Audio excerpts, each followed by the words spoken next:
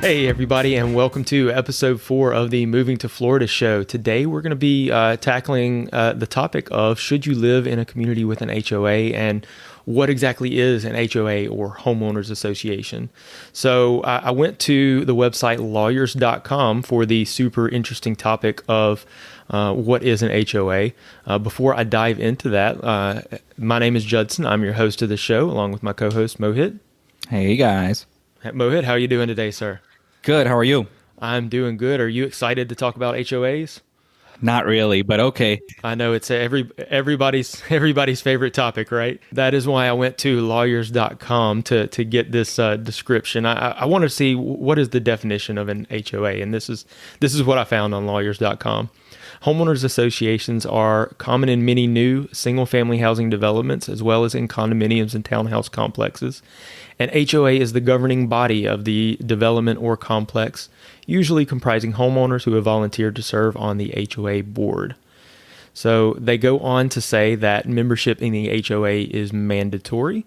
I will say there are some HOAs out there that are not mandatory. I've encountered a few of those. Usually they're pretty expensive and not too restrictive, but we'll get to that topic a little bit later.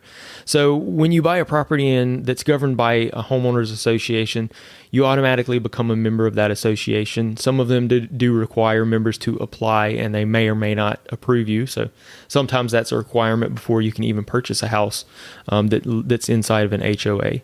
So you don't have the choice of not joining the HOA. If you're going to buy a house that's in an HOA community, you have to join. And you have a contract with the HOA. By joining, you agree that you'll obey all of the HOA rules, you'll pay regular dues and any special assessments. And just a little bit more of this boilerplate.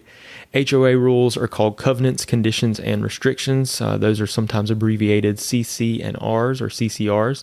And those usually apply to both you, the homeowner, and to your home.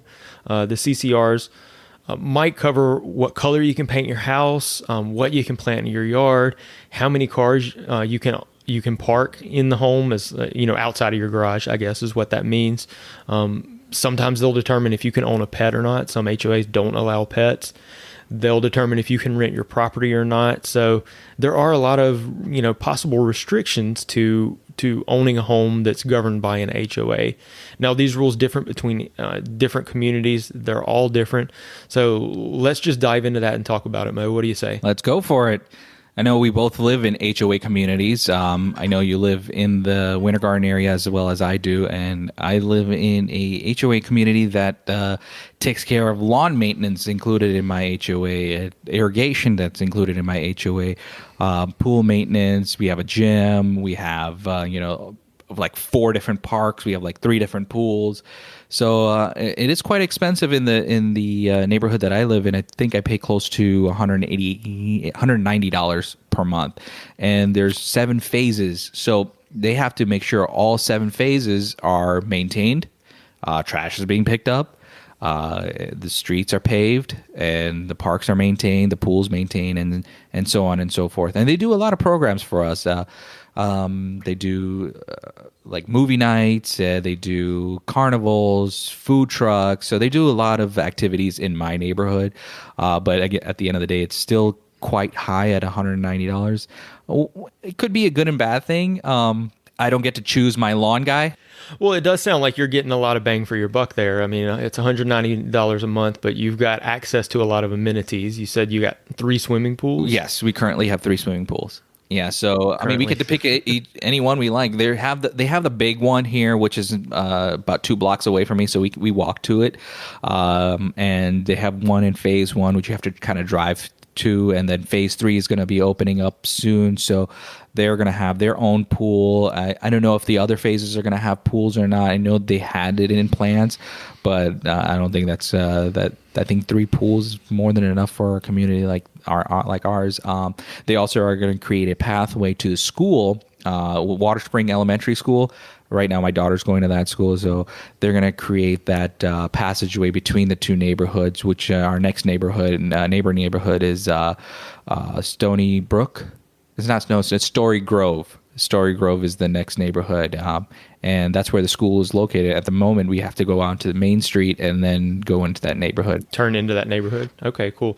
So yeah, it sounds like you're getting a lot of bang for buck. Ours is a little bit different, but something I want to address first, since you mentioned phases there, and we may be confusing some new listeners that, haven't started looking into Florida real estate yet, but we have a ton of new construction, not just in Central Florida, but all over Florida, but I would say especially in Central Florida. We've got a ton of new construction. So one of the things that we see is the builders will build these neighborhoods in phases as they, they'll do a phase 1. And once they've just about completed that, then they'll open up phase 2 and build out. So you said that they're currently building a phase 3 in your neighborhood? They are currently building phase 3.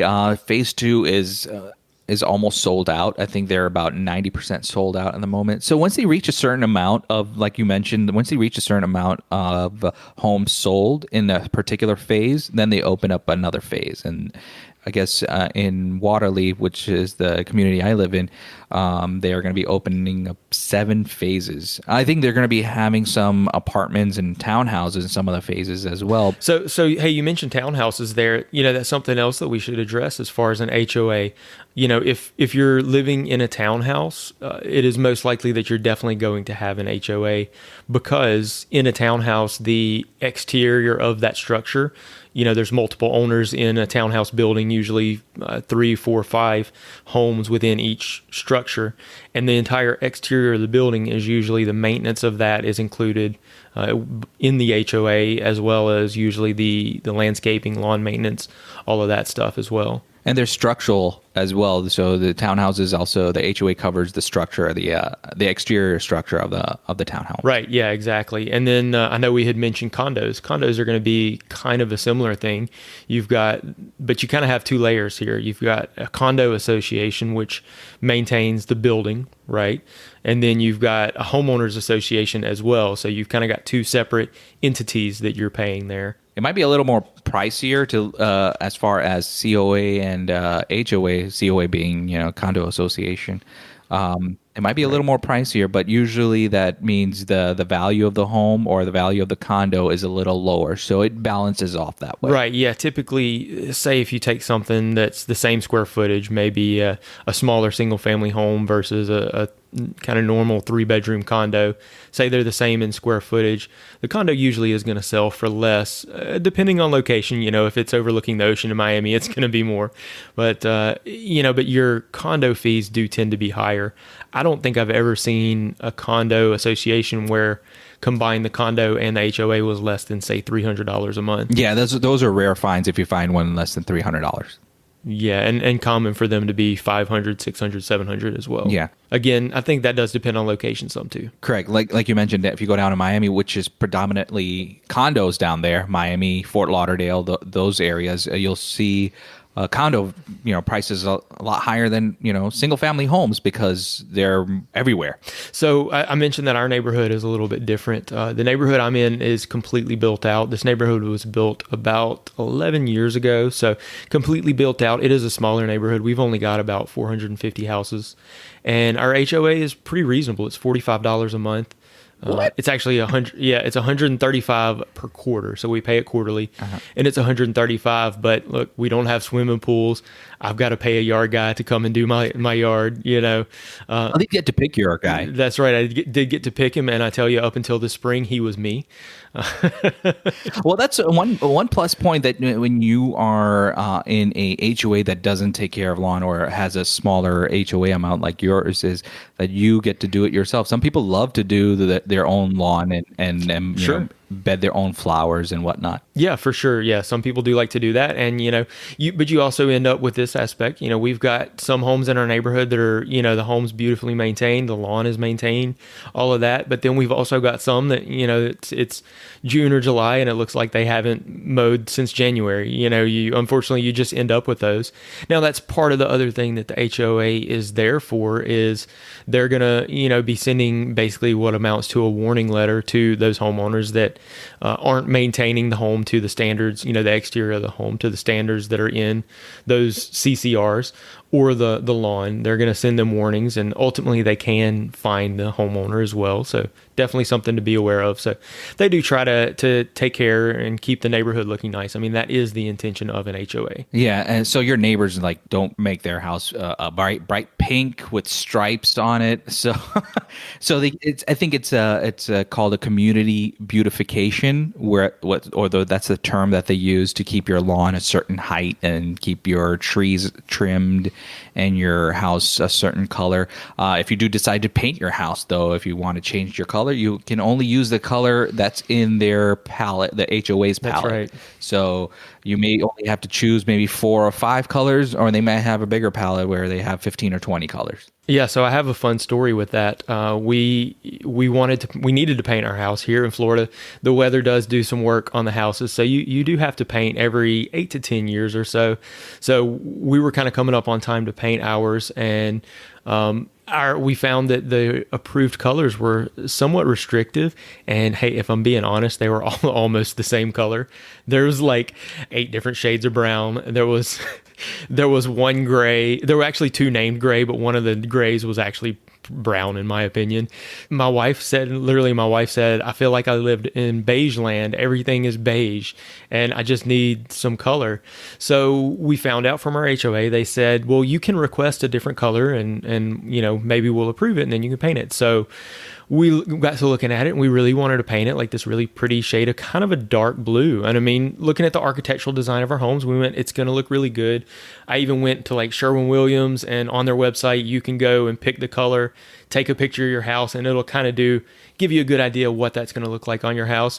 So yeah, we did that, submitted it to the HOA, declined. Okay, well, so we went, well, maybe if we went a little tamer on the shade. We did this like 3 times, and they finally came back and said, well, look, I think it was one of the HOA board members was like, hey, I know they said you can request and maybe we would approve it, but we're kind of short on architectural review board people right now. It's just one of the ladies that's a board member is doing it, but we don't have anybody to do that. So she's just declining everything. So my wife ended up going, well, I have a solution. And she volunteered for the architectural review board for the HOA. And the architectural review board that's the person or the board that basically says, yes, you can paint your house this color, or no, you can't. She did find that it was a little more restrictive. They were still not allowing us to do just, whatever color. She wasn't able to, well, I'm the one in charge now and I can do this. But what she did is we ended up going to Sherwin-Williams and got new colors approved for our entire neighborhood. So they selected like 10 color schemes.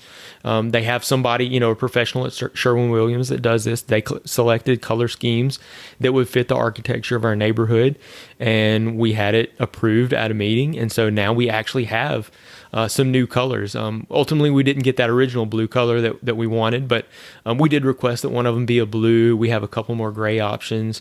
We got input from neighbors. People wanted a little more color, so we weren't quite so drab with just everything being a shade of beige. So yeah, we've got some pretty new colors now, and blue. We currently have the only blue house in the neighborhood. I heard that somebody else is going to be taking that color and running with it too. But hey, man, I tell you, at one point, my parents, when they were coming to visit, pulled into the wrong driveway because they're like, the houses just look too much alike, right? Yeah, so we don't have that problem anymore.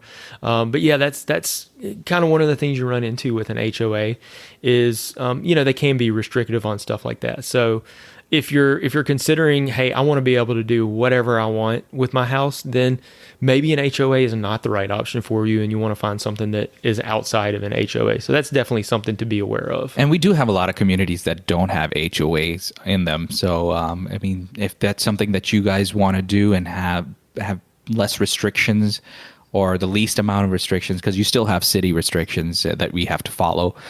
We still have permit codes that we need to follow. Right. Yeah. So like a building code or things like that, the city is still concerned with if your grass is 3 foot tall and you're, inside of inside of the city, you're still going to have an issue with that, HOA or not.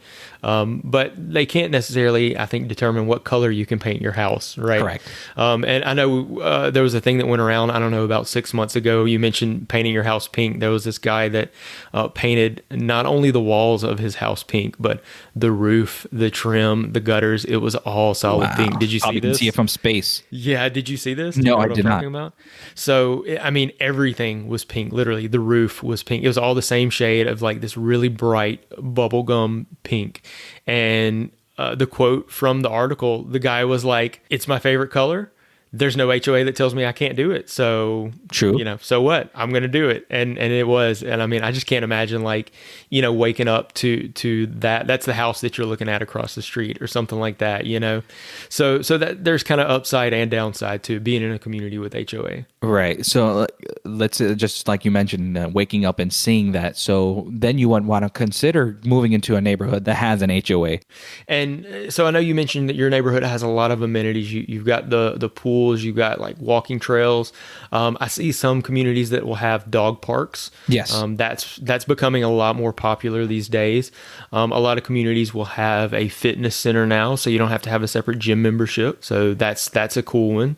What other kind of amenities do you see in these HOA neighborhoods? Now they have tot parks for toddlers. Yeah, that's actually, I didn't mention that. That is really about the only amenity that our HOA has. So, I mean, in a sense, for $45 a month, we're not getting a lot. I think we're getting, somebody that is making sure that the neighborhood is maintained as far as, the houses and all of that. Because, again, when we do have, somebody that's not taking care of their home, it does get addressed. Sometimes it takes some time because it has to go through the appropriate legal channels.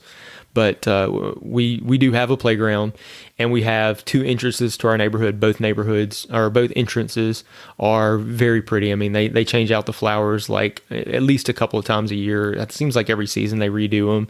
They put up some Christmas lights at the entrance and stuff like that. So we're getting a little bit there. And sorry, I cut you off. You mentioned tot lots, I think is what they're calling them now, right? That's what they're calling the playgrounds. Yeah, little tot lots. Yeah, little tot lots. But they do a lot of stuff for the kids in the neighborhood now because we both live in family-friendly neighborhoods. There are some neighborhoods that are 55 and up, 55 plus neighborhoods. Those neighborhoods have different HOAs. So I don't know if you've ever worked in a 55 plus neighborhood or sold a home in there. Yeah, I've sold a couple of homes in 55 plus neighborhoods. I think for the most part, just about every 55 plus neighborhood is going to be an HOA. Those do tend to be a little more expensive in my experience, usually because just like yours, they're providing lawn maintenance. I know I sold a home last year in the Kings Ridge community. That's just down the road from us in Claremont. And in that community, they actually have two 18-hole golf courses. So it's a pretty big community. Now, I think the golf membership is separate, but living in the community, you do get some sort of discount on it. They've got huge community center, two or three swimming pools there, and in that one they do the lawn maintenance, but they also pressure wash the houses every like 2 or 3 years. They come so they actually clean the exterior of the houses, and I think it's every 6 years they actually repaint the house. So that is included in those HOA dues. Yeah. Now they're paying for them. I know it was over $300 a month. It was $360 or something like that, I think. Yeah, but they cover a lot. Now another note on that one, that is a gated community as well. So something else that you're going to see is in a gated community, the HOA is higher. And the reason for that is if it's a gated community, then the roads are considered private and not public. Right. Therefore, the community, the HOA, has to pay for that road maintenance. So that's another reason that you see, higher dues there. Yeah, like you mentioned, they're private roads as well as the maintenance of the gate, because you don't want your gate to be broken every 2 weeks. And I've noticed that in some of the older neighborhoods that have gates, their gates would be broken for about a week or two. But I mean, you're paying for it, so you're gonna if you live in that neighborhood, you're gonna definitely request that to be fixed as soon as possible. But going back to something that you mentioned that your wife jumped onto the board, the Architectural Review Board. Yeah. So if there's something that you want added on and the HOA denies you for any purpose, you can always join their board and make the changes within. So if there's something that is in reasonable situations, reasonable things that you want to add into the neighborhood, go ahead and join the boards, join the committees, go to the meetings, voice your opinion. HOAs love that. Yeah, they like people coming to the meetings for sure. And they're always looking for volunteers because I can tell you it is not an appreciated position. Now, what she's doing is just approving, things as they come in as long as they're within the guidelines. And she does have a little bit of leeway now that she's been doing it for a little while. If somebody, if somebody was to submit a color that's very similar to what we already have but not exactly like it, she does have some leeway to allow that. It's just before they didn't have anybody in that position, so it was just one of the other board members that was just doing it, and they were kind of just very by the book, type. But yeah, the HOAs are definitely always looking for volunteers. That is for sure. Anything else you want to add on HOA or non-HOA areas? No, I think we've covered it pretty well. Hopefully this helps people in making their decision. I mean, as always, we want to make sure that our listeners are informed as far as their move to Florida. We want to make sure that they make the right decisions for themselves and their families in their relocation. So that's kind of our goal and our mission that we've set out for. Absolutely. So I think we gave some good tidbits on HOA. All right, Mo, would you like me to wrap it up? Let's wrap it up. All right. Well, if you'd like to connect with us about your move to Florida, you can reach us at movingtofloridashow@gmail.com or on our website, movingtofloridashow.com. You can also connect with us on social media. On Facebook and Instagram, our handle is @movingtofloridashow. And for Twitter, we did have to shorten it up a little bit. They do limit your characters on Twitter. So our handle there is @movingtoflshow. See you guys soon. All right. Thanks for listening.